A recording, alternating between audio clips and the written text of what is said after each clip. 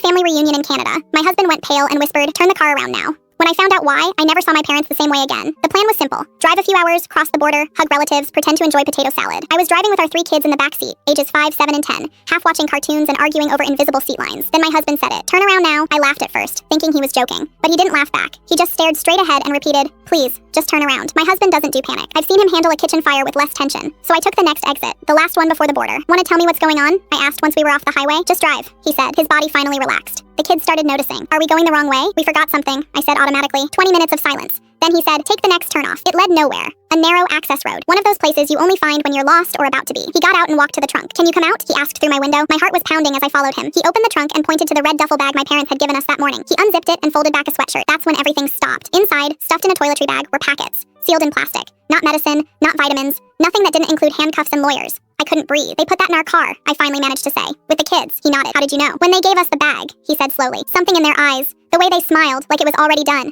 I couldn't stop thinking about it. Then just before the border, it hit me. 4 months earlier, they'd asked me to help pay for my nephew's private school. Thousands of dollars they couldn't afford. I'd said no. I have 3 kids of my own. We don't do private school. They went cold after that. Then suddenly, right before this trip, everything was cheerful. They'd figured things out. The school, the money, everything was working out. And they asked if we'd take an extra bag in our car. Their car was too full. I took it without thinking. Didn't wonder why the people who were supposedly broke were suddenly so relaxed and happy. Now, I understood why. We drove to their house in silence. My phone kept buzzing. My mom, my dad, calling over and over. We didn't answer. We let ourselves in with the hidden key and placed the red duffel bag inside their hallway. Just set it down and walked out. Later that day, after the kids were asleep, I finally answered my mother's call. "Oh, honey, we were so worried," she said, voice bright and fake. "You just disappeared." I didn't say anything. "Where's the bag?" I let that hang for a second. "We dropped it off at your house. If it was that important, maybe you should have taken it yourself." Silence. Then, that catch in her voice that told me she knew exactly what I meant. "We're not doing this," I said. "Don't call again." I hung up. 3 days later, they showed up at my door. "We didn't know how much you understood," my mom said. "You put it in our trunk," I replied, "with your grandchildren in the back seat." "We didn't think it would be a big deal," my dad said. "We were desperate. You wouldn't help." There it was. My refusal to pay for private school somehow made this my fault. "You risked our lives," I said. "You risked your grandchildren. We're done. Don't call. Don't come here. You don't get to see the kids." My mom smiled that knowing smile. "You'll come around.